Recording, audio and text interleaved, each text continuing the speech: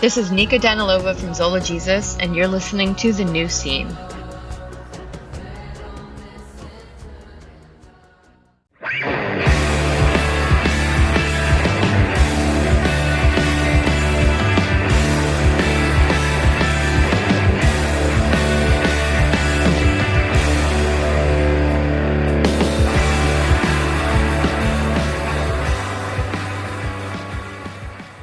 Hello, everybody, and welcome to The New Scene. I am your host, Keith, and we're back with another brand new episode. And this is the episode I've been waiting to do since I started this podcast. This week, we have Marc Byrd of Hammock. Hammock just put out the excellent A Hopeful Sign. That's their collaboration record with Yellowcard. It's out on Equal Vision Records. And this conversation with Marc has everything. We cover Marc's early work in Common Children. We cover the details behind some of Hammock's most classic records. We learn a lot about Marc's life and different things he's been through. You know, as I went through and edited this conversation, I was just blown away all over again, remembering everything we talked about and just hearing about Marc's life and hearing all about my favorite band, Hammock. And I'm very excited for you to hear this conversation, which is coming up shortly. But first, here's how you can support The New Scene. Follow us on Instagram, Twitter, and TikTok at New Scene Pod. Reviews. Give us 5-star reviews on Apple Podcasts and Spotify. It's free, it doesn't take a lot of time, and it's a great way to support the show. Shirts. We have shirts for sale at Death Wish Inc., a selection of t-shirts and a long sleeve option. And you can always email me at newscenepod@iodinerecords.com. Also, don't forget to support Iodine Recordings. The Furnace Fest lineup has been announced, and Iodine Recordings will be returning as a sponsor and vendor. So make sure you stop by and say hi to Casey and pick up some merch. Stretch Armstrong, the revealing 12-inch EP. It's out there, it's great, it's awesome, and they're playing Furnace Fest again. Catch them at the fest and pick up the EP now. One Line Drawing, Sketchbook, the 2X LP is available now for pre-order. It comes with a lot of great material, Jonah's early work in One Line Drawing, the collaboration with Rival Schools, a 12-page zine by Norman Brannon, and Jonah will be back on the show soon. It was an unbelievably good conversation, so you have that to look forward to as well. No Man, Glitter and Spit. The LP is out now. They have a new video out for the song Glitter and Spit. And remember, No Man has some gigs coming up with Strike Anywhere, May 3rd in Richmond, Virginia, and May 4th in Brooklyn. There's a second pressing of the Iron Roses self-titled LP up now. Get it soon. And there's new Iodine Recordings shirt designs available now via their store at Deathwish Inc. Also, don't forget to support our sponsor for the month of April. Revelation Records. What started as a small label founded by Ray Cappo and Jordan Cooper has grown to be one of the most influential labels in our scene. And here's some updates from the label. There's limited quantities available of There Will Be Quiet, the classic EP by Judge. There's 2 different vinyl variants, and there's a shirt to go along with it as well. Get them soon because they're going to go fast. Shelter are playing with Calling Hours April 14th at Chain Reaction in Anaheim. Go check it out. Great gig. The Revelation Records Market is taking place April 14th from 11 a.m. to 4 p.m. at Rev HQ in Huntington Beach, California. Ray Cappo will be signing his book. Calling Hours is playing. There's food. There's vendors. Sounds like a good time. The new LP from Spaced is here. It's called This Is All We Ever Get, and it's great. Get it now. Planet on a Chain has European tour dates coming up. Check out their page or the Rev page for a full list of dates. And this week, we've got 2 big gigs happening at 1720 in Los Angeles. April 12th, 7 Seconds and Judge. April 13th, Youth of Today and Side by Side. Go check those out if you're in LA. You can pick up all Rev merch at revhq.com. and follow them on Instagram at RevHQ. And don't forget to follow the label on Instagram at Revelation Records. Okay, so check back in with me in segment 3 after the conversation with Marc. We'll do a wrap-up, we'll talk about Hammock, we'll cover everything. But right now, we are going to speak to Marc Byrd of Hammock. Enjoy. All right, we are here now with Marc Byrd. Marc, welcome to the show. Thanks for having me, Keith. Yes, Marc, it's great to have you here. Hammock is up to a lot as usual. We have a hopeful sign, the new collaboration record with Yellowcard out. We put out the excellent Love in the Void record last year. You've done it all. You're doing it all. And look, we're going to talk about all of that and more. But first, I want to ask you, how are you doing today? I am doing pretty well. I've had a day of making music and had a Zoom call with someone. So it's a pretty normal day here. Nice. Were you at the studio? Yeah, I have a little studio in my house. And Andrew has one in his house too. But we usually do most of our work here. And we also have a couple of songs being mixed at a studio in Nashville right now too. Nice. New Hammock stuff or something else? It's new Hammock stuff. Nice. You're always working on music, right? Always. Yes. Yes. All the time. Is it just every day? Like, what time do you wake up? I usually wake up around 7 or earlier, unless I work late, but I've been trying to get up earlier the older I've gotten.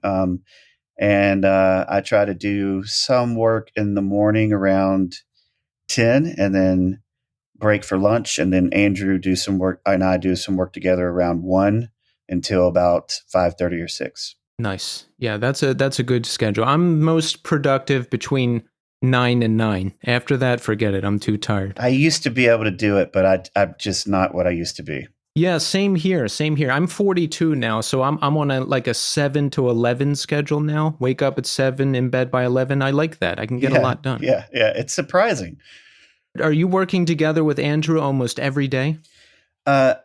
Yeah. I mean, 4 days a week, and then we each try to have one day where we're working on some things that we need to tidy up on our own as far as our own parts, or sometimes we want to write without the other person in the room, but most of the time that's not the case. So yeah, it's about 4 days a week most of the time.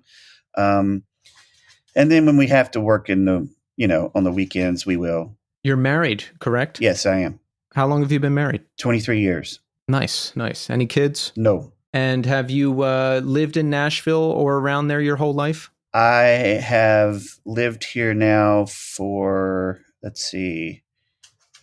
about 28 years, 27 years, something like that.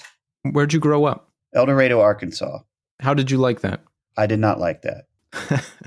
Tell us about it. Well, I mean, basically, I didn't hate all of it. I loved that it was a lot of, being out in nature and being around the land a lot. And my dad put me to work at a very early age. I worked every summer at his plant, starting at the age of 13. Really hard work until I was 18. And, I got into some trouble there. And there's a cultural thing that happens with, I guess, I don't want to say masculinity, but it's the kind of typical Southern thing. And if you have a sensitive kid that listens to The Cure, and enjoyed for a while trying to be, a Southern type guy, but my sensibilities have always just been towards artsy things. And so I had a couple of friends die, and I was really ready to get out of there. I didn't feel like I fit there. I still go back. My dad just recently passed in January, and so I don't have any family other than my stepmom and my stepsisters that live there in El Dorado now. But I really pretty much could not wait to get out of there. Yeah, I'm sorry to hear about your father passing, and it must be trippy going back there, right? I read a quote from you. You said the past and the nostalgia that lingers are a serious emotional influence and struggle in your life now. And I've heard you talk about your hometown and how it's just I don't know, it's kind of run down, or people are stuck there, and a lot hasn't changed, right? Yeah, I mean it's run down. There's not a lot of anything coming there to do something new. If anything that tries to be rejuvenated, it's usually some of the families with old money that live there that try to breathe life into whatever they would call the art scene. And um, the truth is that I don't have a lot of friends that live there anymore. Just a couple that I consider to be close friends. And once again, I'm just not. I'm not saying that there's something wrong with living in a southern small town. A lot of people love that. I'm just not wired for that particular type of town. I don't mind a slower pace and all of that, but the truth is that it was a difficult place to live because I just didn't really feel like I fit hardly anywhere. I tried very much, but my family went through some things, and like I said, I lost a very close friend right after I turned 18 suddenly, and the truth is that there is this nostalgia that's there, but it's usually just for ghost, because so many people that I knew there or that I grew up with, most of them, I mean, if I'm honest, like especially family, have passed away. It's not even like they've moved away.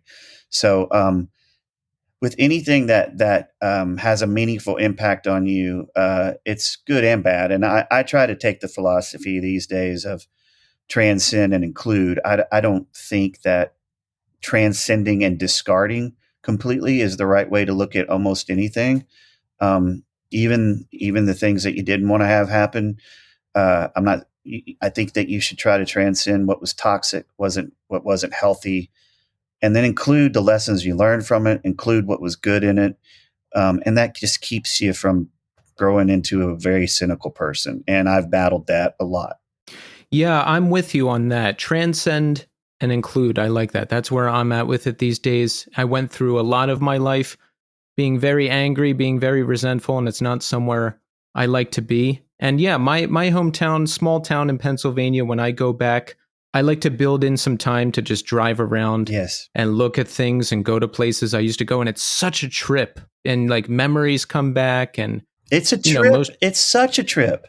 yeah. I mean, I drove around when my dad passed, and I'm the only one in my family that does that. Like, I drove out to our old house, I drove to a friend's grave, and I drove around some old places that my friends and I used to hang out with that hardly nobody goes around anymore because there's hardly anything there. But for me, I drove by my grandmother's old house, who that house had been in my family since the day I was born, and just sold it about 10 years ago. And it's just really strange. And I like that. I like that it feels strange because, when you're in that type of environment, things become so familiar that the routine creates this kind of dullness to things. And when you're away from it, you kind of go back. It's not like I'm wanting to move back there, but anytime that the familiar can become unfamiliar, or anytime that well, I would say like what I would consider normal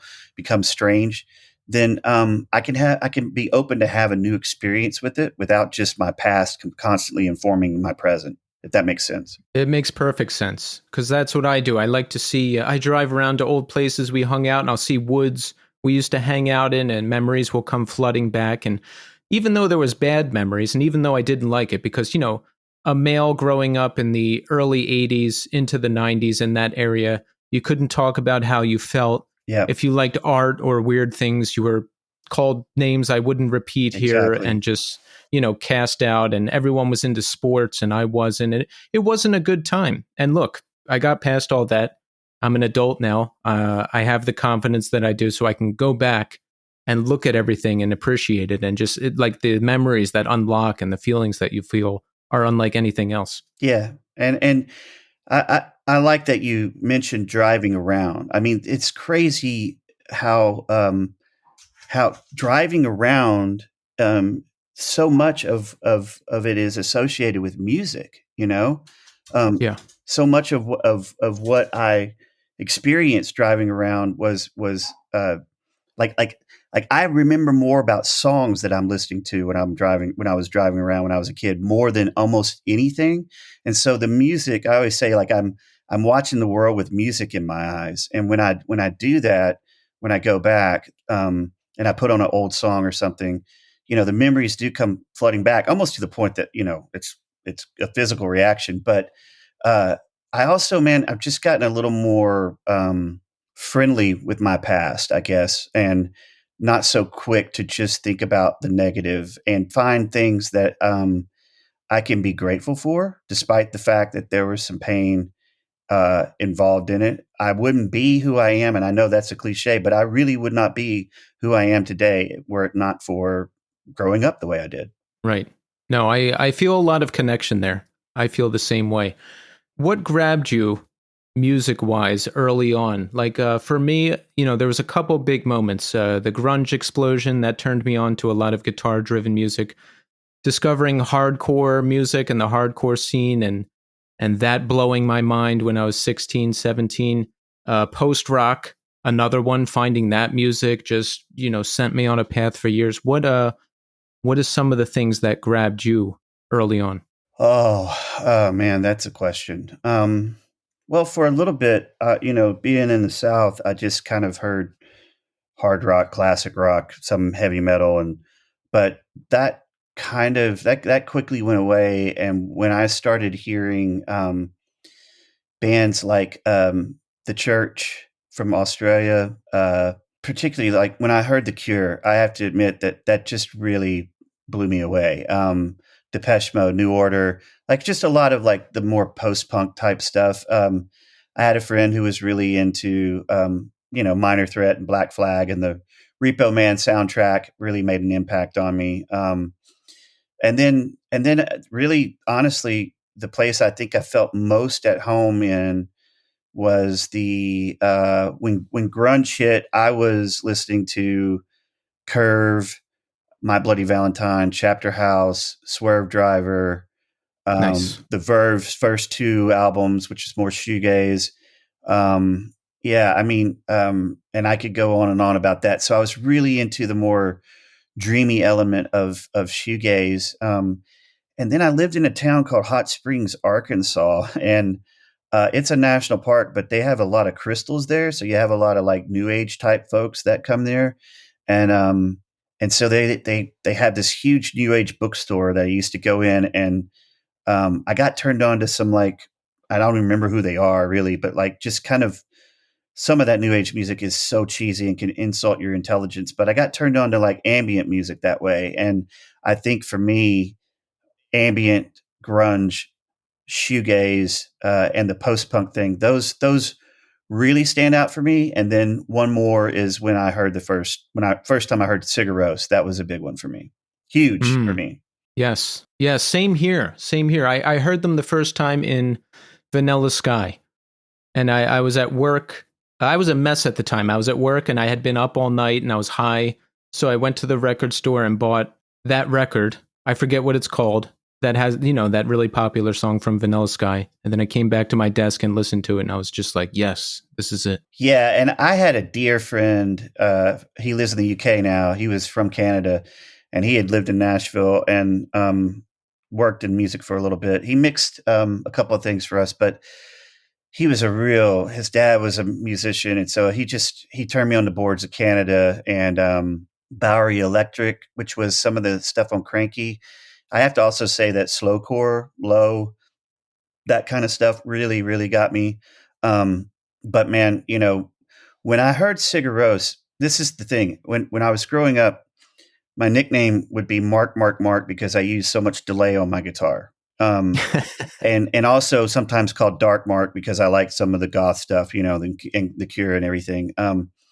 But it seemed like when I heard Sigur Rós the first time, it was like they were taking all the elements of parts of songs that I would fall in love with. And sometimes I would subconsciously think like, why can't you make a whole song like that? And Sigur Rós was taking some of the more dreamy elements that would maybe just be part of a song, just a little, a bridge or a third verse or something, and they would just extend this out and to make it the whole song. And that's what I loved about shoegaze too, as well. So when I discovered them, that was huge. And uh, I love Mogwai and I love Explosions in the Sky, but the truth is that when somebody told us that we were post rock, I really didn't know what that was. I just was already listening to it. Turns out, fun. I when somebody said, "Oh, it was these bands," I'm like, "Oh yeah, I'm already listening to that." I just thought that it was instrumental music that I really enjoyed. I did not know that was what post rock was, because I had always looked at us more as a shoegazy type, ambient type thing. Yeah. It's well, when I discovered you, that was when Maybe They Will Sing for Us Tomorrow came out, I think around 2006. Yep. I had just discovered post rock, which I didn't know was a thing. I didn't know there was a scene, right? Like, so I found Mogwai and I was like, what is this? I need to hear every band that sounds like this. And then I got Caspian and Explosions and you guys and a bunch of other bands. So you didn't know there was like a scene. It was just, this was just music you were listening to. I did not know that there was. I mean, I knew Mogwai and I knew Explosions in the Sky. I didn't know Sigur Rós was considered a post rock band.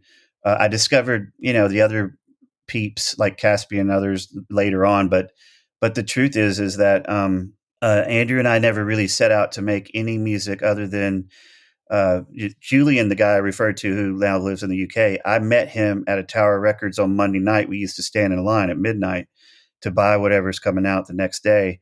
And we just saw each other there so often, we figured, hey, might as well introduce ourselves. And the truth is that, Andrew and I only wanted to make music that if we were to walk into a record store and we heard it playing and they didn't have it listed, we would go up to the cashier and ask, hey, who is this? So we weren't trying to reinvent the wheel or trying to, create the next mind-blowing thing. It was just really, we wanted to make music that we enjoyed because we lived in a town where music was for, a job or to make a product or for traditional songwriting. And the way Hammock started was just us trying to just make music that we enjoyed and experiment and mess around. And after a while, we gathered enough material that we thought maybe we should do a record. And then it was after that we kind of went to press and that we figured out, based on the way people were describing us, that we were a post rock band also, which we're not like strictly a post rock band, but we have post rock elements. And so that's when I realized, oh, I guess we do have a little bit of post rock, but I never liked being termed just that, because we always had, Maybe They Will Sing is a very ambient record. But Raising Your Voice is before that is a little more post rock. And so I always wanted to include the ambient side of things and the shoegaze side of things, because I've always said the difference between, I think, Hammock and other post rock bands is that, on Love in the Void, we did some of this where you just hit a distortion pedal or you add some layers of distortion and crash a cymbal to make it big. But we always took the route of trying to add another layer of melody. And so the melody would kind of build up. Our manager always said that some of our melodies with guitars reminded him of the way the Beach Boys built their harmonies. And so we were always trying to build up the big parts of the songs with melody, as opposed to just kicking a distortion pedal or adding 2 or 3, extra tracks of distortion with the crashing cymbal. As a matter of fact, I really tried to resist having a crashing cymbal for a long time, because I had played with some drummers that was their default to make up for the fact that they didn't know what else to do in the song, Yeah. Common Children. Yeah. This was your band before Hammock. Yeah. I mean, that band had broken up about 5 years before we put out, or maybe 4 years before we put out our first Hammock. Right. How old are you when around when that band gets started? Let's say 96, like when that band's really getting going, like 96, 97 or so. 25. What's your life like at that time? I mean, did you go to college? Did you only want to do music full time? What did you envision for yourself?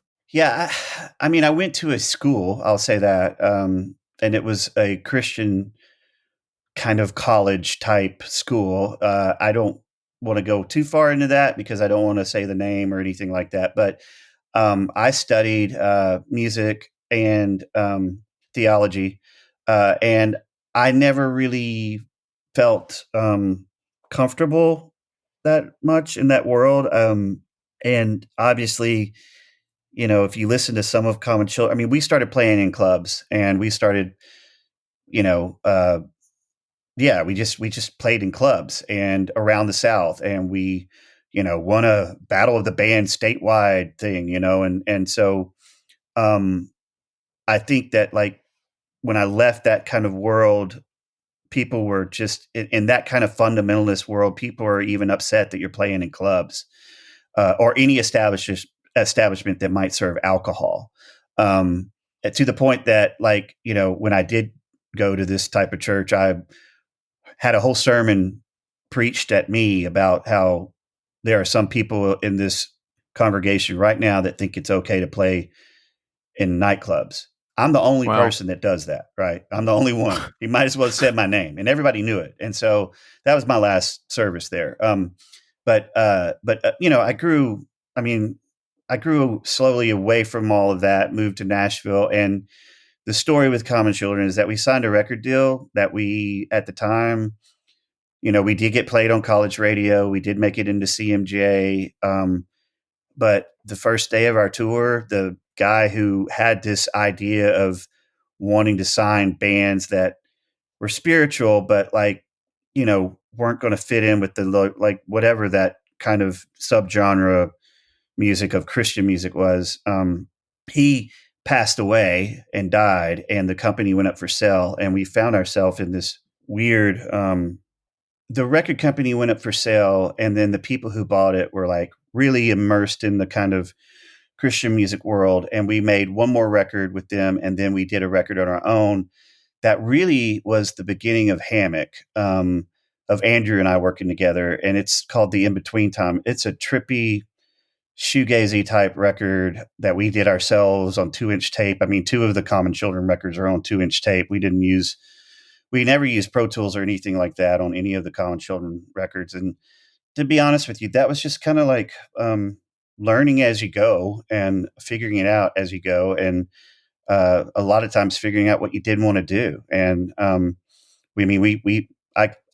grateful that I had that experience, because we had to do things like sleep in the Joshua Tree National Park in our van by bumming somebody's campsite because we had to choose between paying for gas or a place to stay, or sleeping on the floor of a studio on an air mattress, and trying to live in a studio to learn how to record. And I think that's what really changed for me, is when I fell in love with the process of recording.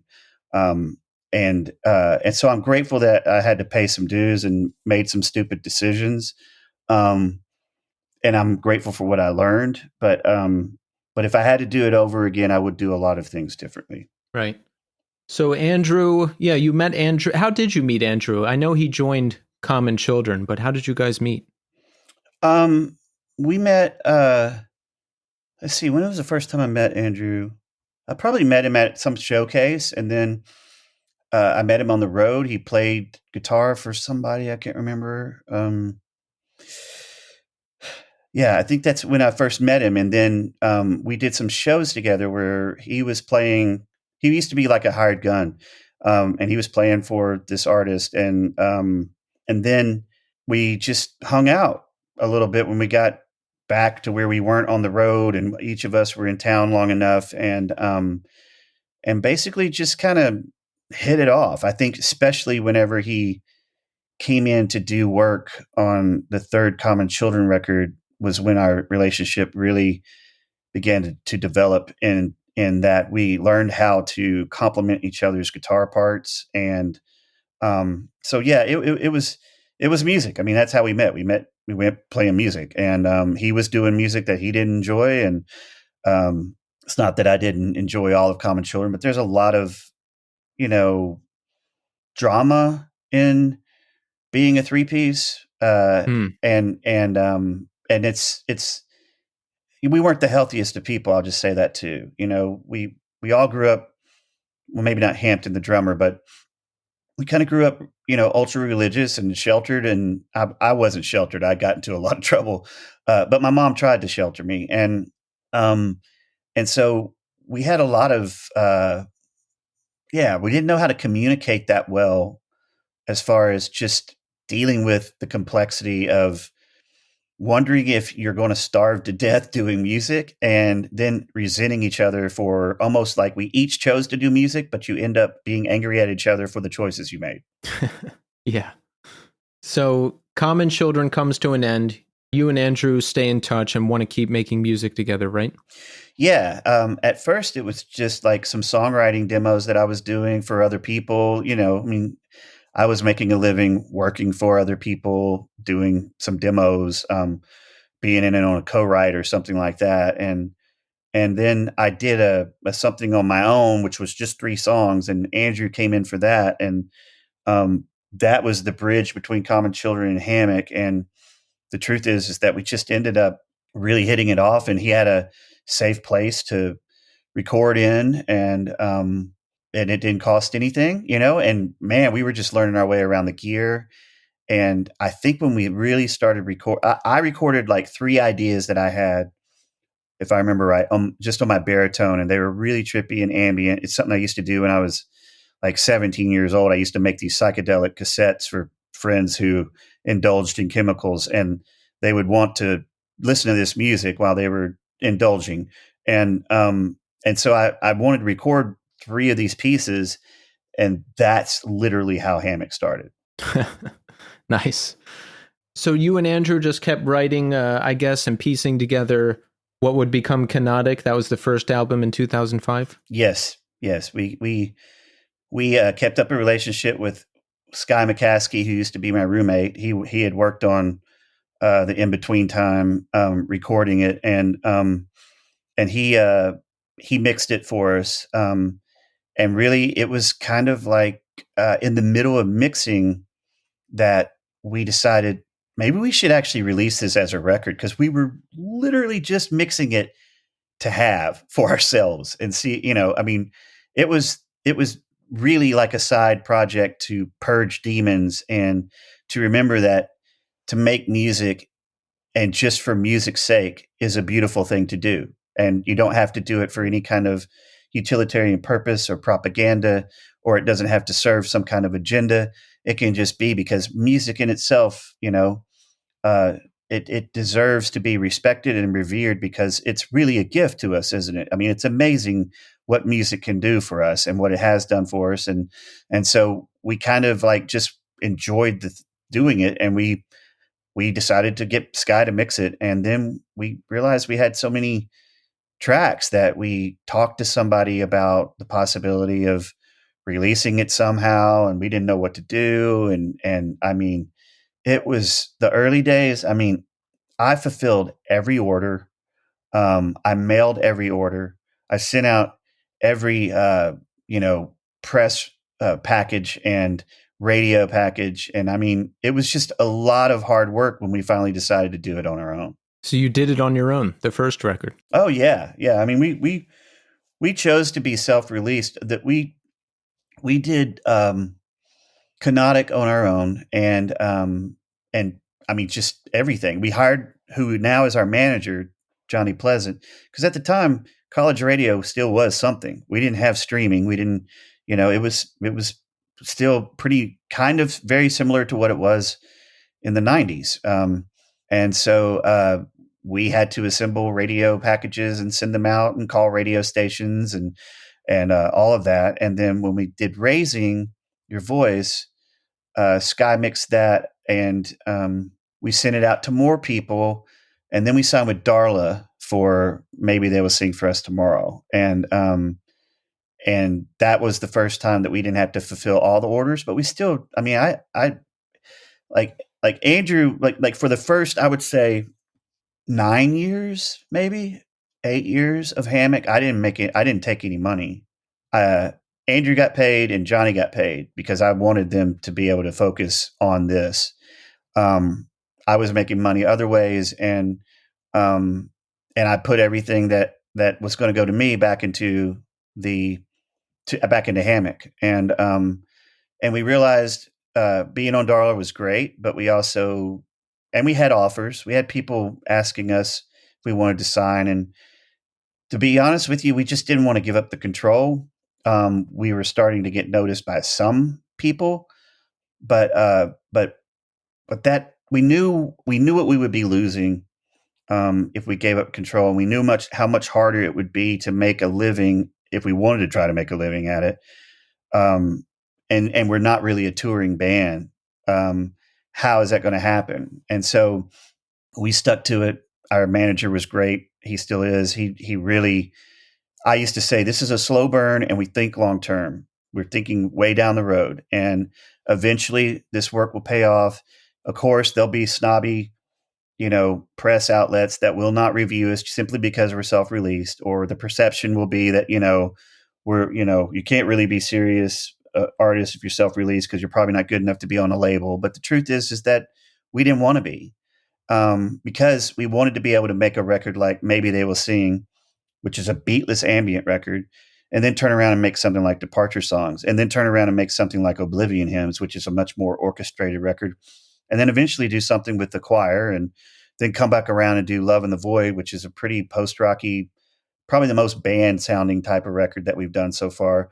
Because in all honesty, you have certain artists that feel like if we step out in this direction, we need to call ourselves something, like it's a side project. But my attitude has always been like, well, aren't you still the one making it? Why do you feel the need to separate your identity just because you want to make a shoegaze record, but everybody else has thought of you as an ambient band? Who cares? With streaming, we practically live in a post-genre world now anyway, when it comes to the average way people listen to music, but it's the algorithms that need something to put it in, something to call it so that they know where to group it. And once again, still there's gatekeepers who keep wanting to put music in this kind of, well, this is what this is and this is what that is. And one of the things I kind of like about what's happening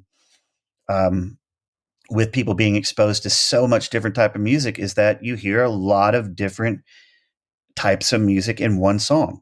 And yep. I think that's pretty amazing. I'd like to see us live in a post-genre world where, where people say, well, Hammock's a post-rock band, and then they listen to your record with an expectation that it should sound like an average, or not average, but like a normal post-rock band.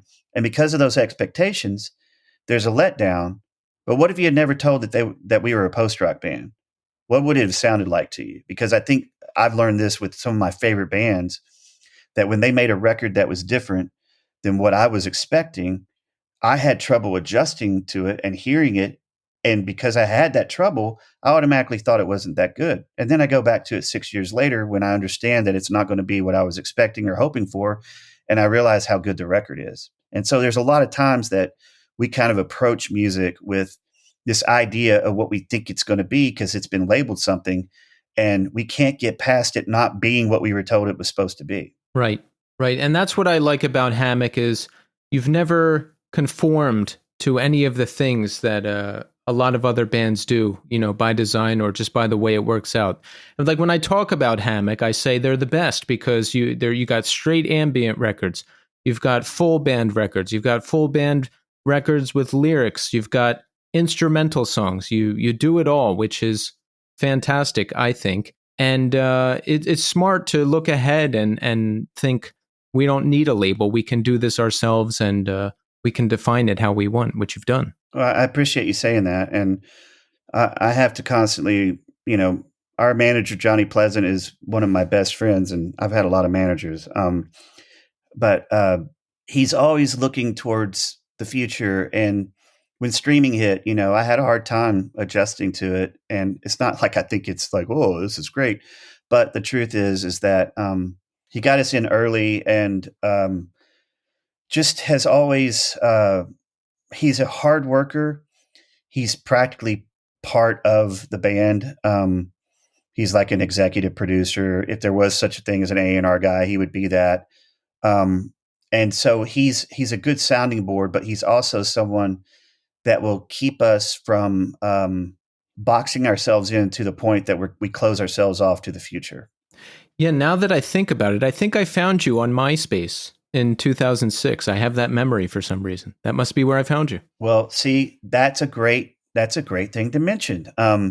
Because we were on MySpace. 2006 is when, actually, that's when Raising You came out, and then Maybe came out, I think, in 2007 or 8. And so 2006 was Raising, and Yes. that's when our friend Josh Varnador, who we've signed to our label and is going to be putting out some music in the very near future, had an art gallery in Hot Springs, Arkansas, and a lot of my friends live in Hot Springs. It's a weird town. It's so bizarre. It's like art galleries and rednecks and poets, and it's wild. It's really wild. And so anyway, I have a lot of friends that live there. Josh had a art gallery. He was very young at the time. Loved Stars of Lid, loved Sigur Rós, and loved Hammock. And I had been walking down the street in Hot Springs, and a friend of mine used to have a gallery also, and she had on this television this looped video of these birds, and I thought it was beautiful. And I walked in, asked what it was, and she said it's this thing called Rice Boy Sleeps. And I was like, oh, that's beautiful. So I went home. When I got back to Nashville, looked up on MySpace Rice Boy Sleeps, and there's that video, and it had a little bit of like a sound bed underneath it, and I wrote them thinking that they were just like this younger, starting out, struggling artist, and I just said, hey, I really love what you do. I just find the simplicity of your videos beautiful. And then the next day I get this response. Thank you so much. We listen to your music. We think it's the best thing on MySpace. You've got the right combination of melody and soundscape. Hugs, Jónsi and Alex.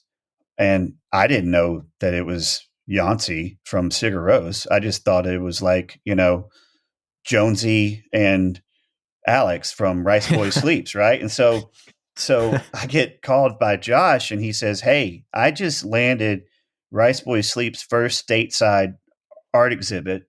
Do you remember them? I was like, oh, yeah. I've sent them some MySpace messages. He's like, yeah, well, cool, man. Hey, they want you to play the after party after their exhibit. And Andrew and I were like, well, we never played live. So I don't know, man. I mean, who's it? I mean, for Rice Boy Sleeps, I mean, is it what how many people are going to be there? And my friend Chuck said to me, he's like, you do know who we're talking about, right? And I said, no. Once again, I didn't know what post rock was, and I didn't know who these people were. And he said, it's Jónsi from Sigur Rós. I was like, oh my God. I was like, really? And he said, yes. I said, why are they doing it in Hot Springs? He goes, I don't know, but that's what they want to do. And they're doing it in Josh's art gallery. And we're going to have this, great party afterwards. And everyone's invited. I mean, like, we're leaving the doors open for everybody. I mean, if you live on the streets, whatever, you get in for free. You could just come in.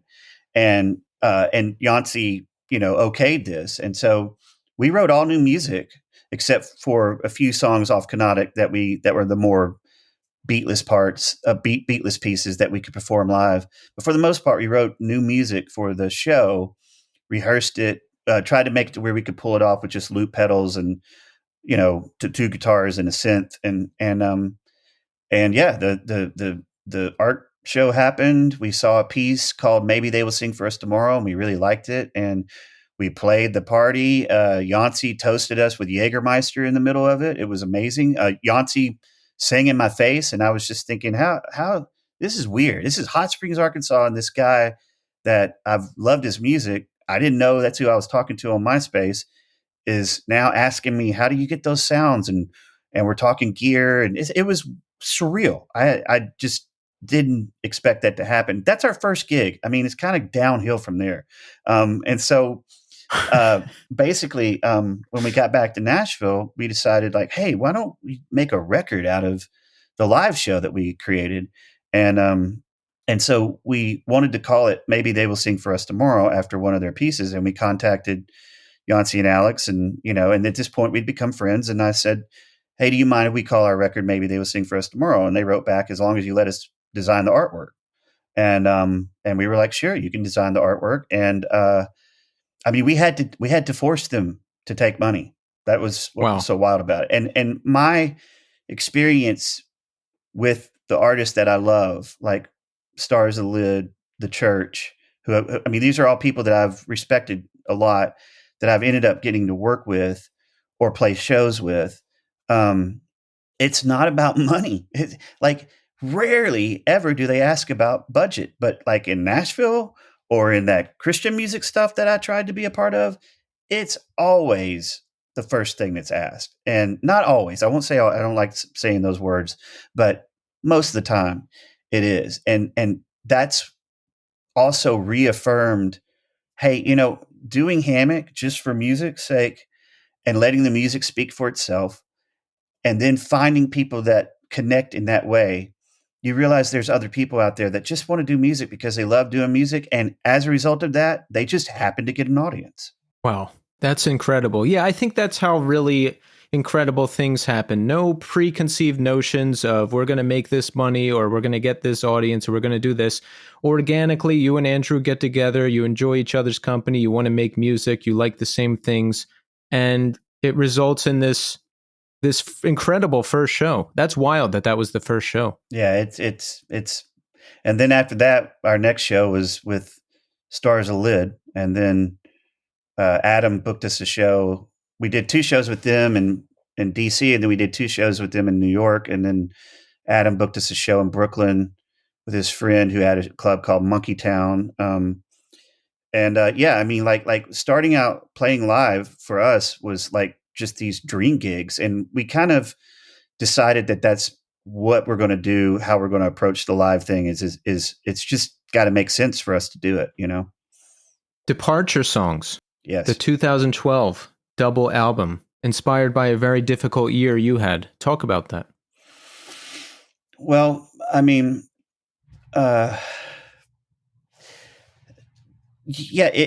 2010, 2011, our house got flooded, and my stepfather died. Not that that's something that I mourn that much. But our house the bottom part of our house got destroyed, and it was rough because I had the drummer Tim Poles from the church coming over to record that week, and we were in Atlanta picking him up, and the flood hit, and so my wife and I spent months living in our bedroom upstairs with all our stuff from downstairs packed upstairs. So we just had a trail down the hall and then a trail to our bed, and we lived like that for months. And it was a long year, and I think that for me it was like a transitional time of letting go of some things that I was doing on the side. And I just felt like I kind of wanted to do we wanted to do a more post-rock synth. Like we were listening to a lot of M83 then, and we just wanted to do something different. And for us, that was a departure. Departure Songs was a departure. But it also felt like a pretty healthy evolution. And, the cover of that album was taken in Hot Springs, Arkansas at an old theater called the Mapco. And people asked like, who digitally enhanced the title and the marquee? And it's like, no, that's real. I mean, the movie posters that we put up were these old Ingmar Bergman posters that we put displaying in front of the theater, and then we put Departure Songs on the marquee, and we were friends with the people who ran that theater and took the photos. All the photos were in Hot Springs, and we really liked being attached to that town at the time.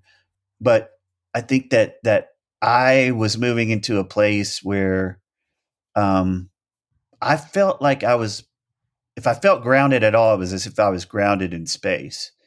So I felt a bit untethered, and not in like a good way. And so, we jumped hard into that record, and we weren't getting great feedback from our manager and other people because it was just a little more, I don't know what you want to call it, active or in your face a little bit. And, but we just kept following the muse. We just decided that's what we needed to do. And I'm glad that we did. And it's funny because that was it was a dark time for me, I think, just personally, and not even necessarily just with the loss of the house and the loss of a friend named Tom and the loss of my stepfather. It was just inwardly, I was not myself. I wasn't centered, and so Departure Songs, and then the next record, Oblivion Hymns, which was, you know, an orchestrated record.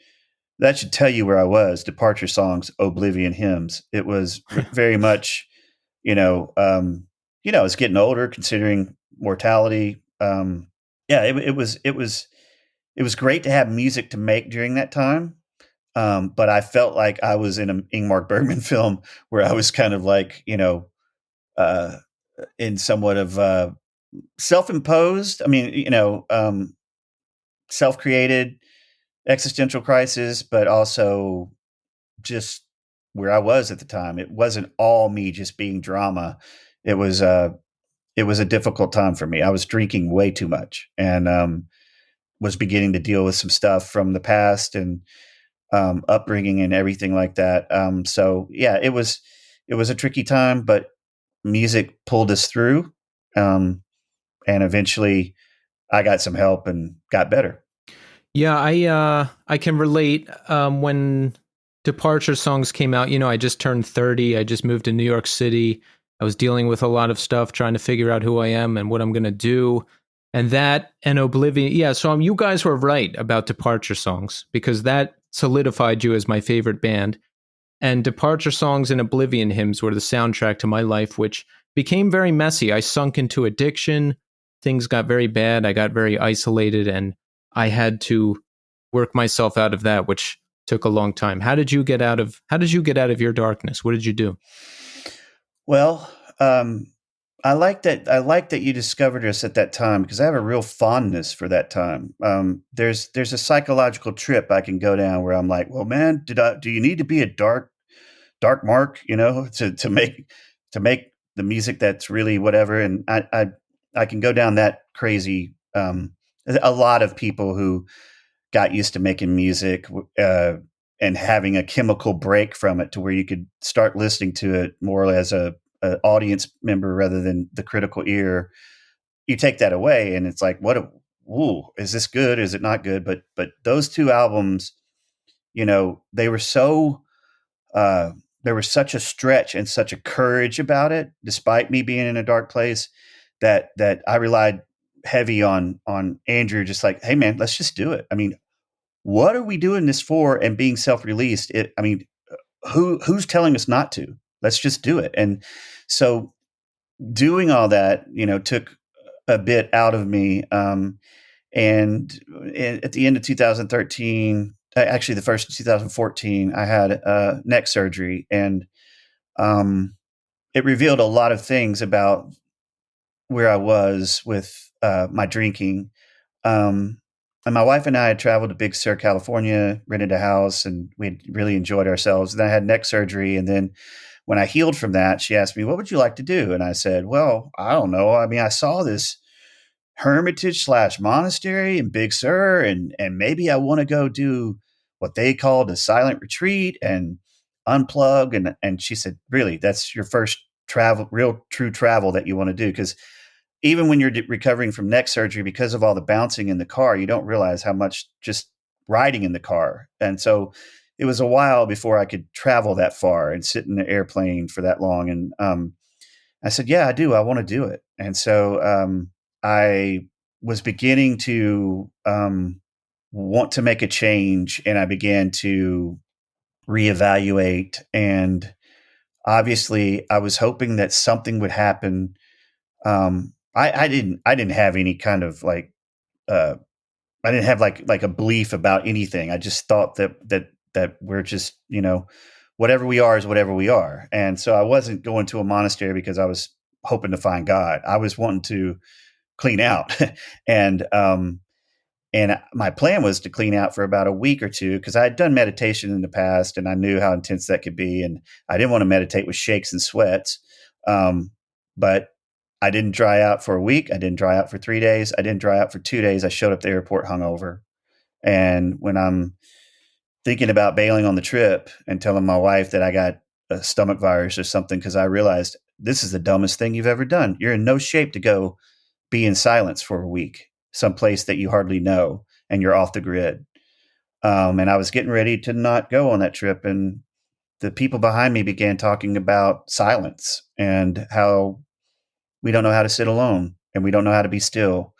And as a culture, we've kidnapped silence and pushed it to the peripheral. And um, you know, age of distraction, blah blah blah, all this, and I mean, it's 7 a.m. in the morning at a Southwest terminal, and this is the conversation I'm hearing, and I'm like, all right, well, maybe I need to go ahead and do this silent retreat. And I went there and was going to do some stuff with a workbook to figure out like what's the depth of my addiction and all that. And about the third night in, I was thawing out, and I took some poetry to read and some other things, and I read one of the most quoted lines from Mary Oliver about one day you knew what you had to do, and so you began, and she talks a lot about what are you going to do with this one life you have, and I think that being unplugged and not having any distractions and being around so much beauty and quiet, those words that were able to sink in a way that I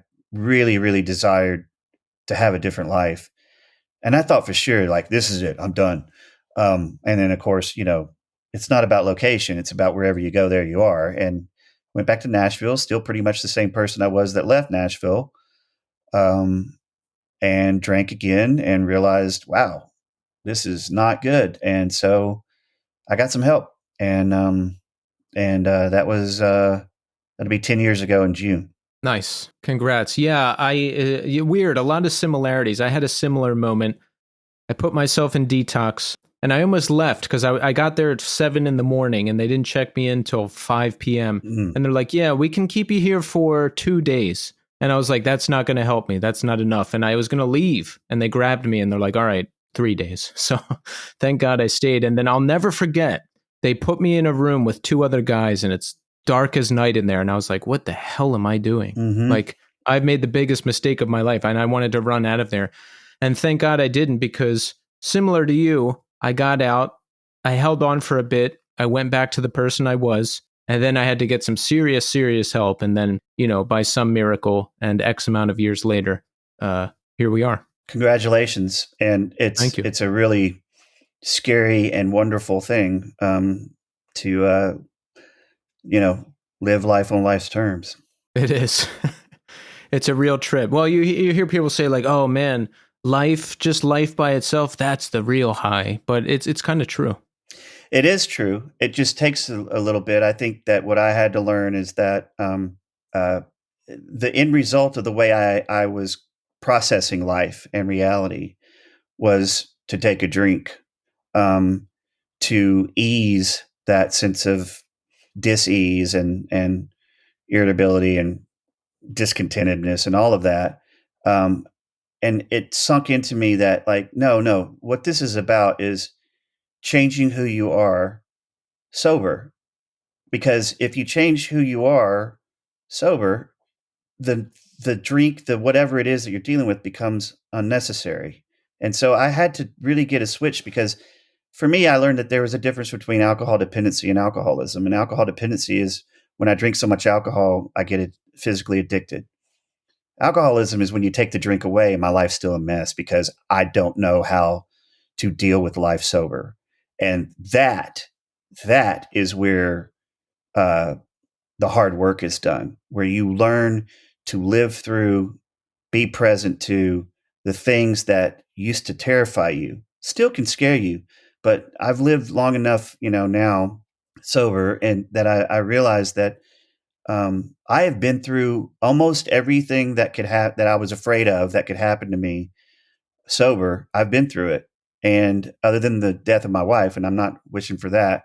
And every time I got through something like that, I realized that going through it with my eyes wide open, with no safety net, was the way to be. And, you kind of learn that what's in the way is the way, and the only way through is through. And for me, a guy who, did not like doing those types of things where you had to stay and stick it out and all of that, it's a real gift to be able to just be okay with not being okay some days, Exactly.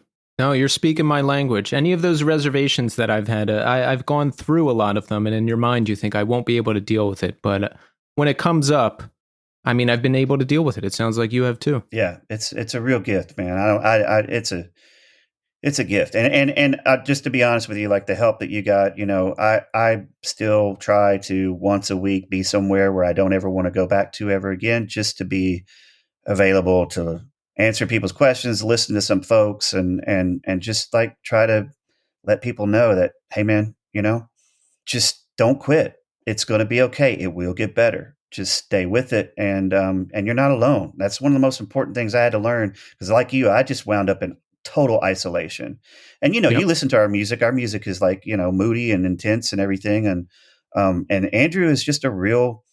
He likes people and social and all of that. And uh, I just learned at a very early age, growing up fundamentalist, that I needed to hide almost everything about myself. And then add to that addiction, and you're a person who kind of becomes isolated rather than it being a time of solitude. It's a time of isolation, and that's where we uh, get sick again, And so I try to encourage people to reach out, stay connected, because finding connection, being scared of connection, thinking that that's not the thing I want, and then finding that and realizing that's the thing I thrive on, was a real eye opener to me.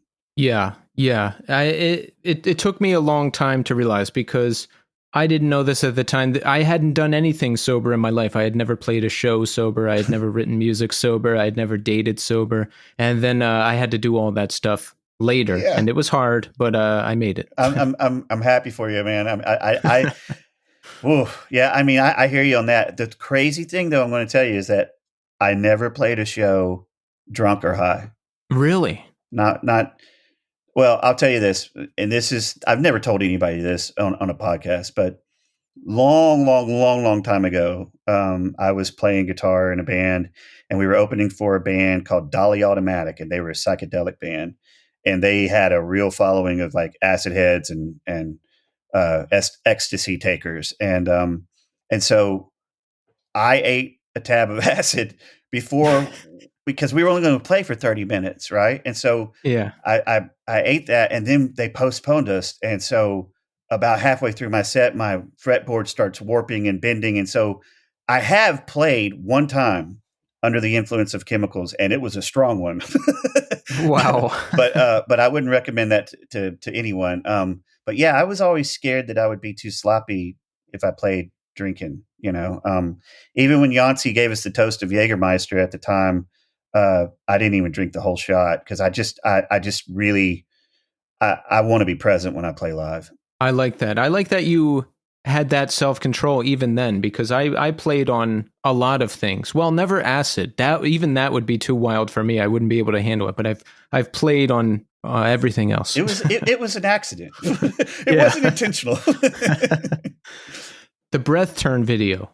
Yes. Who came up with that concept? Now, when I saw that video, it just floored me. It's my favorite video. I actually ended up getting a tattoo of the bird, with the little wing cast. That's the origami. Yeah. So who came up with the video concept? How did that come together? Well, we were playing in Monkey Town. We had played with Stars of the Lid the night before at the Poison Rouge, at the Wordless Music series that they have, and so we played 2 shows with them in New York, and then Adam got us a gig in Brooklyn at Monkey Town, and Monkey Town was a place where it was huge, tall ceilings, and you projected your videos onto the walls, but you sat in the middle, and the people around you could sit there and they could eat, and it was very laid back, but very, very good for ambient music. So it was us and Taylor Dupree opened for us, and there was a guy there that happened to be an NYU film student named David Altobelli, and he ended up doing the video for Mono no Awari, and we from Maybe They Will Sing, and we really liked it and thought it was good, because with our type of music, you can bet we get a lot of young filmmakers asking us to do, can we do this? Can we try that? Can we use your music for this? And it happens a lot, and so we didn't know what to think, but when he sent us the video, we realized, okay, this guy's really got a good eye and knows what he's doing. And when we did Chasing After Shadows, we just decided to send him the album and let him choose what song he wanted to do a video for, and that's the one he chose. And then he sent us some of the treatment, and I think we maybe made a couple of changes.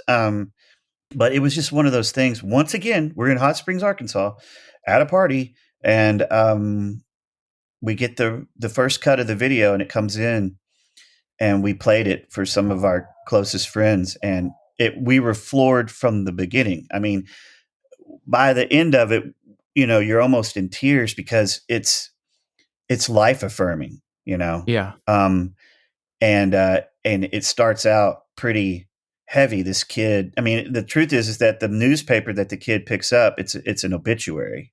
You have to really hone in on that to see it. You have to pause it, and but it's an obituary, and he's struggling with what his life is, living where he's living, and he ends up making beauty out of it, and that's kind of our mission statement, if we have one, which is that beauty is timeless, and beauty doesn't have to be Monet and pastels and impressionism. I love impressionism, but it doesn't have to be fluffy and all of that. There can be beauty in broken things. There can be beauty in, like the Zen aesthetic, where something's got to be cracked for it to have some beauty. And that's what we loved about the video, is that it seemed to capture the thing that we try to do the most, which is there's beauty and sadness at all times, and that's really actually what makes everything beautiful. So I was floored by it. And, that's the type of video that gets played in classrooms for little kids or for middle school kids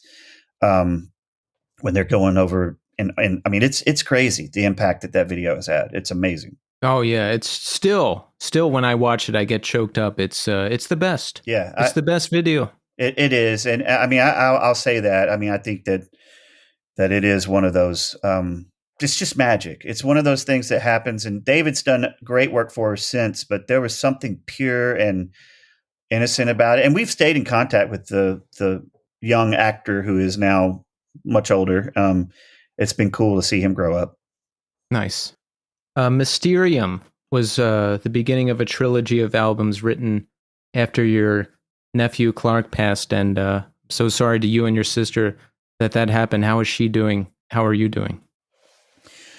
Oh, that's the hardest death I've ever been through.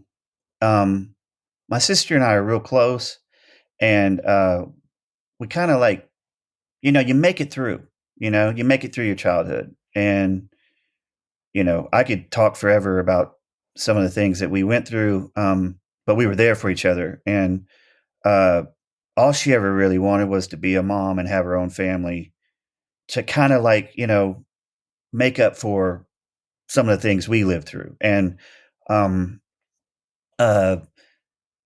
had neurofibromatosis too, which is a disease where tumors attach onto your nerve endings or onto your nerves. And you can't cut them off. They wait until the very end, because the minute that you cut into it, the nerves collapse and creates paralysis. And so Clark was a very normal kid for most of his life. And then right when life gets hard, around your teenage years, 15, 16 years old, these tumors showed up, and he got diagnosed with it. And, he had to have surgery. He went deaf in one ear because a tumor attached to his ear. I can't remember what the name of the nerve is. And then his face drooped. And it was hard to watch. And, I've got to spend a lot of time with Clark, and one of the heaviest conversations we had was when I talked to him about his future, and he was kind of going into this fatalistic mode of like, everything about my life has changed because I don't think I have a future. And I asked him if he was afraid, and he just began to weep. And so, I love this kid, and my sister was she's an amazing mom.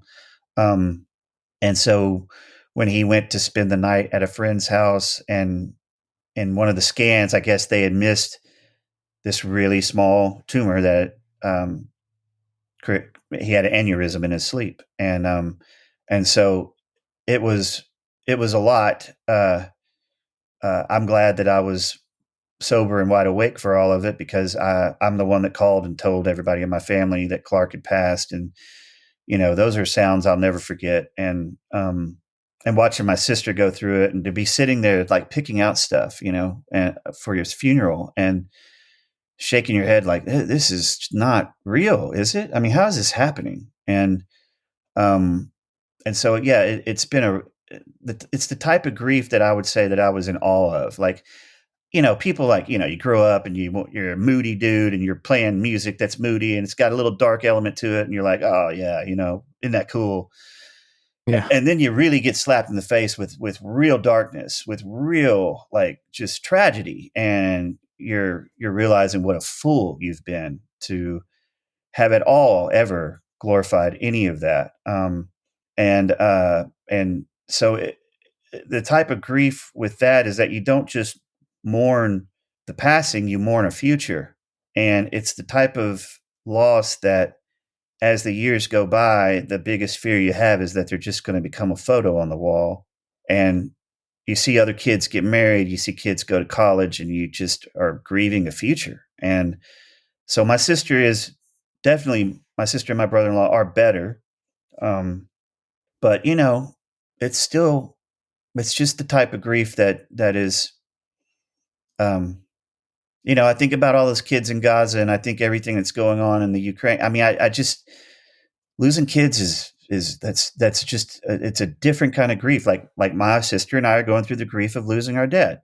He still died younger than what we hoped. But it's not the same. It's not the same type of grief. It just isn't, And so I felt like Andrew and I were making a record that was kind of more electronic. And once this happened, I just told Andrew, I said, I can't make this type of record. I know we've done a lot of work. I can't do it.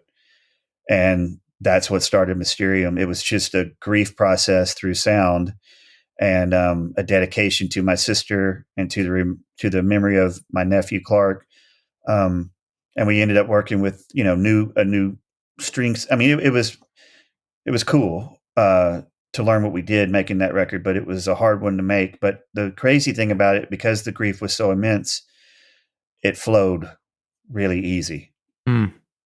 Yeah. It's my heart goes out to your sister, your whole family. It's something that's so big. Nothing can prepare you for it. My family lost my older brother. He was 17. He was diabetic and had a seizure, and we found him in his room. And like I just remembered when you said it. I'll never forget those sounds. I'll never forget those sounds when my mom came home from work, and the things you go through, the arguments and the figuring things out, and the despair. Like, for any family to come back from something like that is a miracle. So that I hope that you and your sister and everyone has found some semblance of normal in this whole terrible thing. Well, we have, and it's getting there. Holidays are always difficult, a mixed bag. But my sister, I refer to my nephew as Clark, and she likes that. And we memorialize him as much as we can with his birthdays and certain occasions that were important to him. And you understand why a lot of marriages don't make it through that. But my sister and my brother-in-law have, and they've been a real good support for one another. But yeah, it was a hard time. It's weird because we had just gotten this, great review of the Everything and Nothing album. And I think it was Drowned in Sound. It's not a huge publication, but one that we really respect. And they just got it. They just got the album.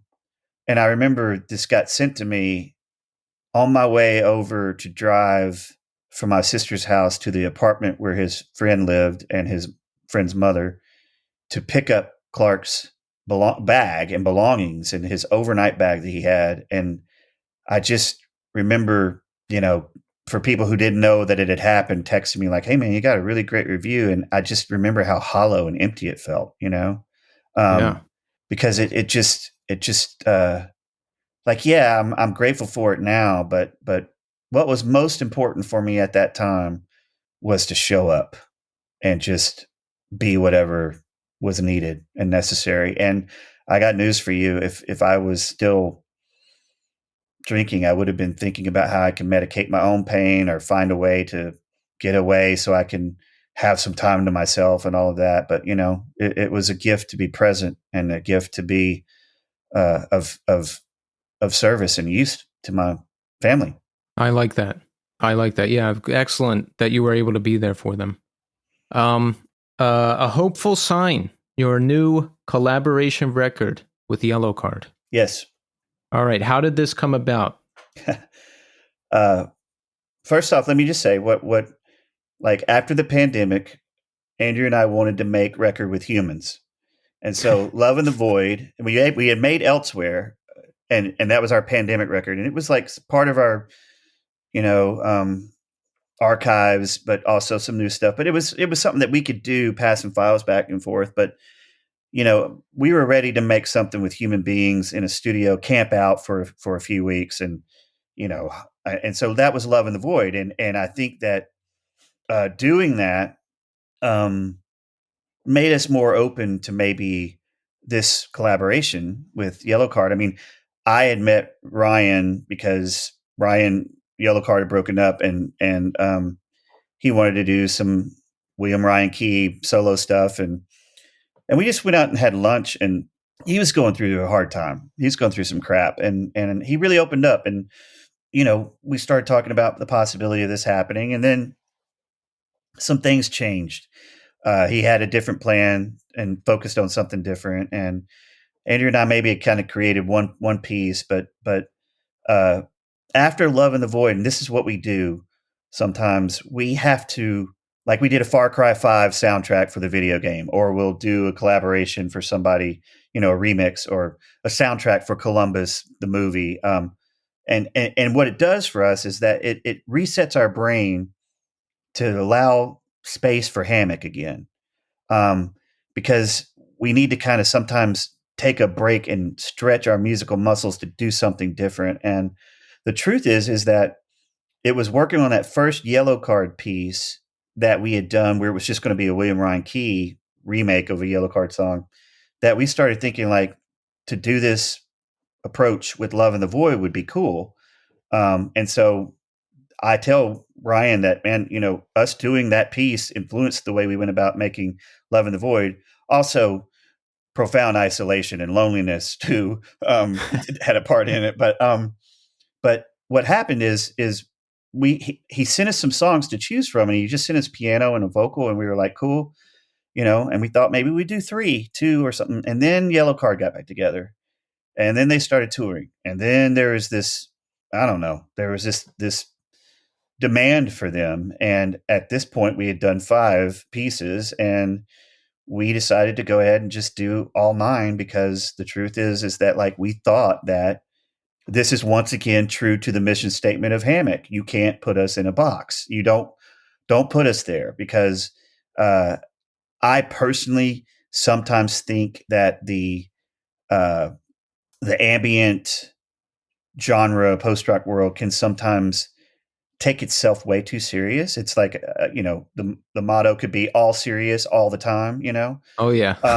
and I have learned, as probably you have too, that getting sober is about getting in a better relationship with joy, and trying to find joy in the things that are supposed to give you joy, and not always thinking that you need to up the the experience, so that you can actually finally feel joy. And so I just found, I didn't know a lot of Yellowcard's music, Ocean Avenue, everybody knows that, but we intentionally didn't listen to some of these originals. So we had no basis to compare anything to. We just had his piano and vocal, and the truth is that even his piano and vocal, we chopped that stuff up and made completely different chord progressions, or double timed it, or whatever. And so we just got to have fun doing it. And and in the process, realized what a nice person Ryan is, and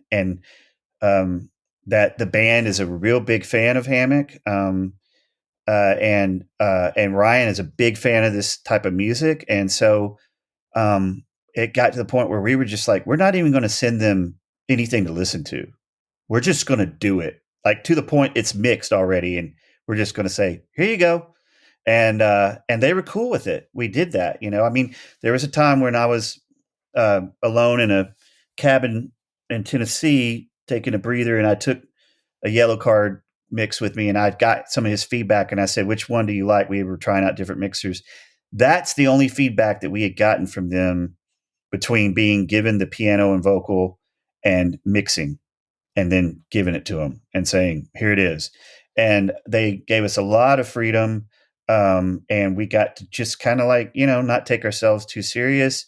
And then I realized, like, after meeting Ryan and knowing some of the things that he's been through and listening to the lyrics, I realized that, like, there's especially some of the later stuff, there's a real genuine experience of challenge and sadness that those lyrics are based on. And I respect that. And so that's how it happened. I mean, really, it's just Ryan reaching out to us, and us starting to become friends. And then,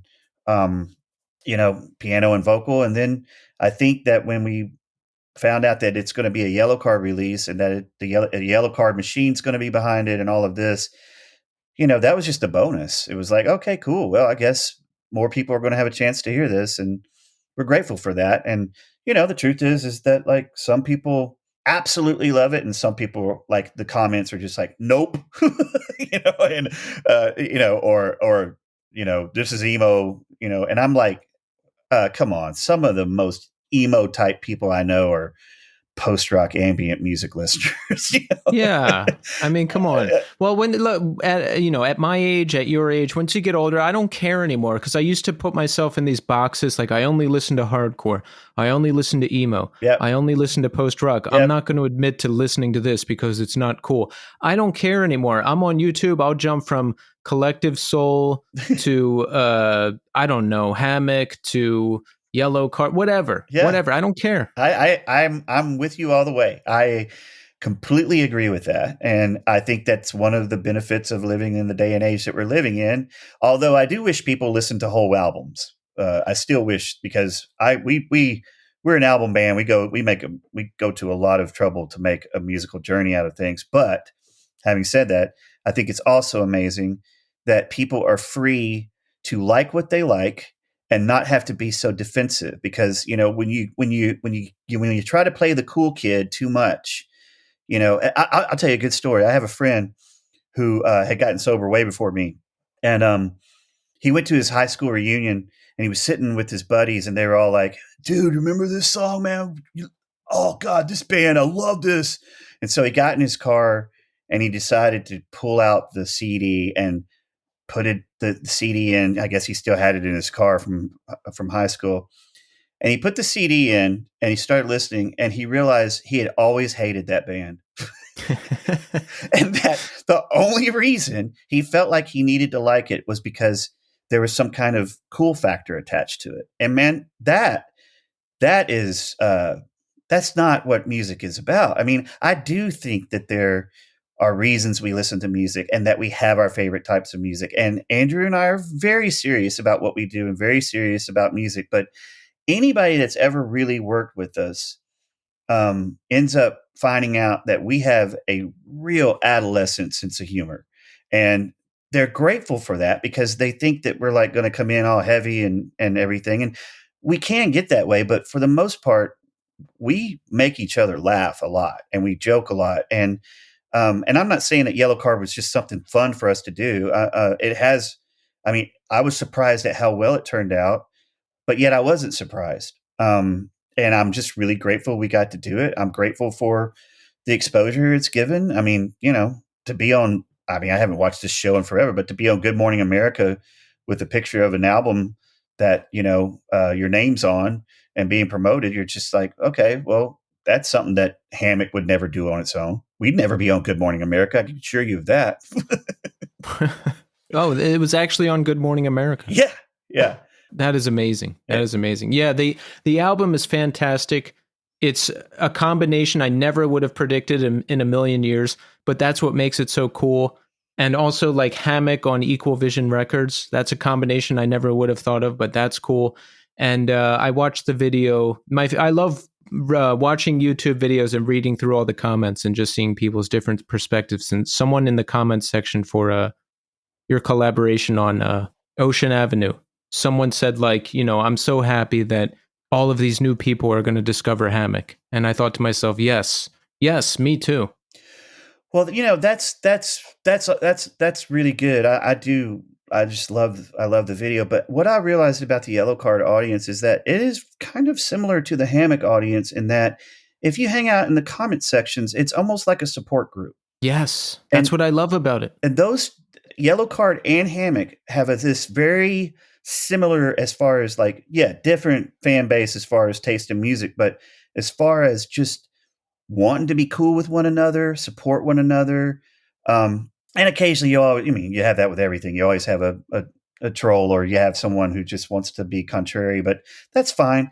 But for the most part, I've found the Yellowcard audience to be very similar in Hammock in that like, they're just like, let's cheer each other on. Life's hard enough as it is. Why do we want to add any more negativity to it? Right.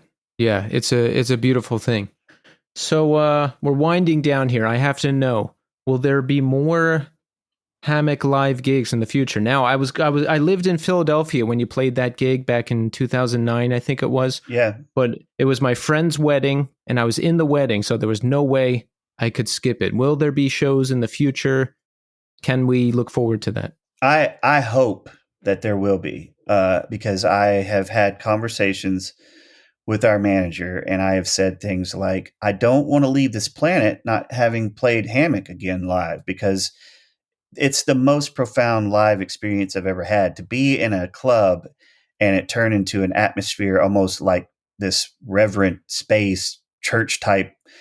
I mean, the best kind, the kind that where things get quiet, and it's just, it's amazing. I mean, it's humbling. It's astounding. So I don't want to leave the planet having not done that again. The problem is that what part of Hammock are we going to be? Which part? It's a lot to pull off, and also we'd like to make it a really great show. So there's been talk about like having some very strategic shows, only a few, located, and then spend months promoting it so people could fly in and try and make that happen. That is not going to happen probably anytime in the next year, because we're working on this, and I don't think our next release will be until 2025. But we would like to see that happen. We have a lot of people that would love to help us out with that, and also technology has just gotten better as far as being able to pull things off live that used to be really hard to pull off. So we're open to it. We just want to make sense, and we also want to have some control. Yes. Okay. And we want people to have a great experience. That's the other thing. It's just like, if you haven't played out that much and you're going to, I mean, we want to make it an event. We had a guy contact us years ago about wanting to book us, and it was a really amazing experience. He'd only reached out to 2 bands in his whole life. One of them was Fish, which I'm not a fan of, but he wasn't even really a fan of their music either. But he booked them when they were drawing 7 people, because he realized that this was the type of band that could have event type experiences with their live shows and make it even last a weekend. And he was undergoing cancer treatment, experimental cancer treatment, and he was in Germany, and he had anxiety, and his girlfriend said, "You should get your Hammock on." He had no idea what she meant. He listened to Hammock. It did what it's supposed to do for him. And he reached out to Johnny and was like, I want to do something with these guys. You're the second band I've ever reached out to. And he was booking everybody at that point, but not because he reached out to him, it's because they reached out to him. And we had this thing set up in New York, and it was going to be, I don't know, it was going to be pretty cool if it had happened, but then he passed away. And I think that at that point we had kind of moved on from that and just decided to focus on recording even more. And so, yeah, it's something that we would like to do. But like I said, we would like to make it something special. Well, I look forward to that. I'll fly wherever it is. I don't care. I don't care. Well, let's recap. We've got A Hopeful Sign, the collaboration with Yellowcard, out on Equal Vision. That's out there now, so we want people to pick it up and listen to it and support it, right? Yes. The excellent Love in the Void LP by Hammock came out last year. We want people to listen to that. And be looking, well, when is this going to air? Second week of April. Okay. It will already have happened, but the video for God's Becoming Memories launched back in March. And so to celebrate the kind of Love in the Void being a year old. Oh, nice. Yeah. So if you didn't get to see it when it was released, you can go to our YouTube channel and look at it. And there's new Hammock music coming next year, it sounds like. Yes, it was going to try to be this year, but we've got a first time on vinyl about to happen that people are going to be really happy about. And that's taken up a lot of time and money. So we're happy about that. And then we've got some releases that we're doing with some people that are on our label. And in the meantime, Hammock's always working and doing stuff in the background. And we've got so much material to pick from that we're kind of in a confused place right now. Excellent. Well, yeah, look, there's a lot we didn't get to. The Summer Kills, you did the Afterlife soundtrack, you did the Columbus film soundtrack, you did the Far Cry 5 soundtrack, and I'm a huge gamer, so I love that. There's a lot of albums we didn't get to, but listen, Mark, we'll have you come back again, and we'll dig into the rest. And look, I could do another hour and a half right now about how much I love the band and how it's my favorite band and all that, but I'll spare you that. And I'm going to say I love the band.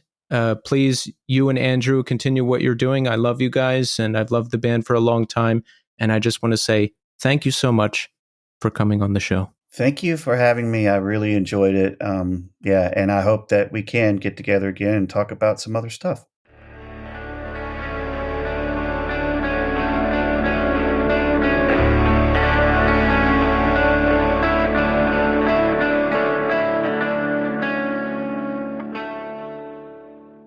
And there you have it. Marc Byrd. Amazing, amazing conversation. This is the conversation I've been anticipating the most since I started this podcast. And I'm so happy that it finally happened. Common Children. Common Children I was not super familiar with before I did this episode. I had only been familiar with Hammock, so it was great to hear about them. By the way, their album, Delicate Fade, the 1997 record, I really recommend that, especially if you're a fan of Marc and Hammock. I've gone back and listened to that record multiple times now. But getting to hear all about Hammock direct from Marc was a dream come true for me. I mean, there was just so much to get to. We didn't get to all of it, but, you know, hearing all about Departure songs, Marc talking about his experience with his nephew passing and how that influenced the record Mysterium, and just some of the things he and his sister went through. It was just really touching. I mean, I was gripped the whole time he was talking, and I was gripped again when I went through and edited the whole thing. I mean, Hammock has been my favorite band since 2013 or so. It's been the soundtrack to my life for a long time now, since I discovered them. But yeah, a lot of connection there with Marc, which I shouldn't be surprised about because I'm so gripped by their music and they're my favorite band. But I was surprised. Everything that he talked about, being put to work early, not being happy with his hometown, feeling like a excommunicated artistic kid in his hometown and with the people there, the alcoholism and how he overcame that, you know, dealing with death in his family. So much connection. So much connection. I was on a high for days after I did this interview, and I'm just so happy that it finally happened and that it happened this way. It was perfect. And, you know, Marc doesn't know me. I don't know him. That was my first time talking to him. He doesn't have to be that forthcoming.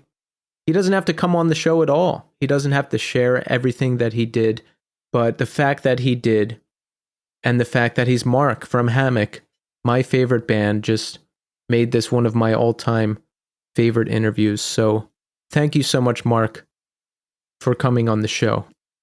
And with our remaining time here, I just want to continue to talk about Hammock because they are my favorite band. Now, I was nervous doing this interview, probably more nervous than any interview I've ever done because it's my favorite band. It's my favorite band, and I want it to go perfectly. So I messed up a couple times when I was talking, which I think Marc caught me on because I said I discovered them in 2006, and the album I discovered them on was Maybe They Will Sing For Us Tomorrow, which I found on Myspace or something to that effect. But he said, no, at 2006, that's Raising Your Voice Trying to Stop an Echo. He was right. He was actually listening to what I said. I discovered them in 2006. Like I told Marc, I heard Mogwai for the first time, and it was like a religious experience. I had never heard music like that before, and I was like, I need to hear more of this. I need to find more of this music. This is it for me. So I went through the Mogwai discography, and then I found Caspian and Explosions in the Sky and Do Make Say Think and a whole bunch of bands, Hammock being one of them. I remember specifically looking at their MySpace page in 2006, and Raising Your Voice Trying to Stop an Echo was the first album of theirs that I discovered, which came out in 2006. And they were a band I just continued to listen to over the years. There's 3 favorite bands of mine over the years, and I break them into different categories. Number 1, Ink and Dagger. They're my favorite heavy band, or heavy-ish band, in the world of hardcore, punk, whatever. That's my favorite band for that area of music. Number 2, Texas Is the Reason. Texas Is the Reason was my favorite band for my adolescence and young adulthood. I discovered them when I was 18, and slowly it just seeped in and became my favorite album of all time. Do You Know Who You Are? And that continued until I was about 30 years old. In 2012, Hammock released Departure Songs, their double LP, and I was just so gripped by it. And that was really the beginning of me sinking my teeth into that band. I heard all the records before that and I loved them, but Departure Songs changed things. And I remember walking to work one morning. You know, I was in bad shape at the time. I was addicted. I was not feeling good. And I was in a living situation that had just changed and I was not thrilled with at the time. So I was heading to work and I'm like, let me put on a Hammock record. And I put on one. And then the next morning, early morning, going to work, I'm like, let me put on a Hammock record. And I put on another one. And then the next morning I do the same. And the next morning I do the same. And then it was just hit me. I was like, this is my favorite band. This is my favorite band. So number 3, Hammock, my favorite band of my adulthood. And their music has been so ingrained in my life over the past 16 years or whatever it's been, you know, in my darkest times, in a lot of happy times, when I got clean and finally put down everything I was doing, I would just put on record after record, whatever it was, different music I listened to when I was growing up, music I hadn't listened to in a long time, song after song, putting on music all day just to get me through the bad feelings that I was feeling, and Hammock was always there. They're my favorite band. There's no one better. I love them. I have 2 tattoos. 2 tattoos. One is an Ink and Dagger bat, and 2 is the Hammock tattoo that I was talking to Marc about. It's the bird with the cast on its wing from the Breathturn video, and some lyrics from another one of their songs. It's a song on Departure Songs.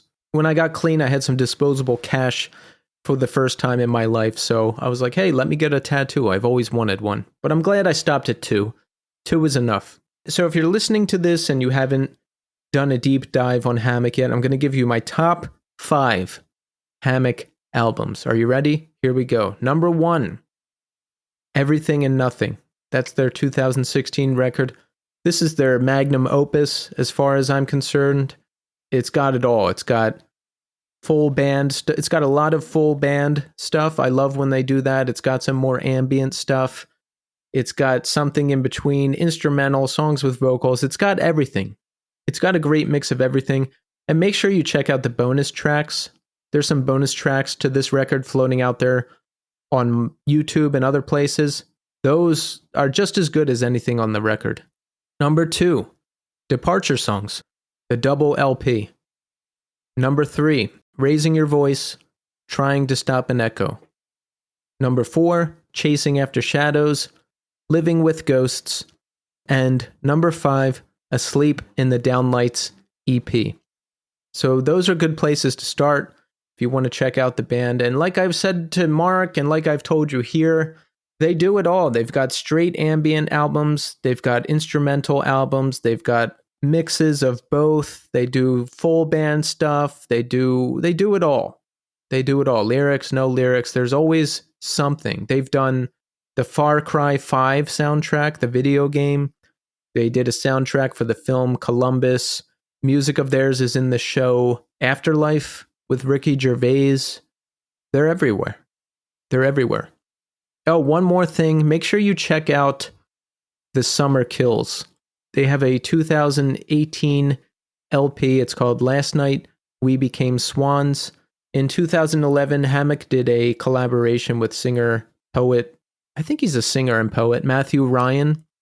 And this record builds on that 2011 collaboration. The record is great. It's great. I've gone back and listened to it a lot since I've done this interview, and yeah, I can't say enough good things. I'm going to end it there. I just wanted to talk about Hammock in this end part here, and my love of the band. So we are going to end the show with the last track from the Hammock Yellowcard collaboration record. And the song is called Transmission Home. I'm back next week with a new episode and a new guest. I'll see you then.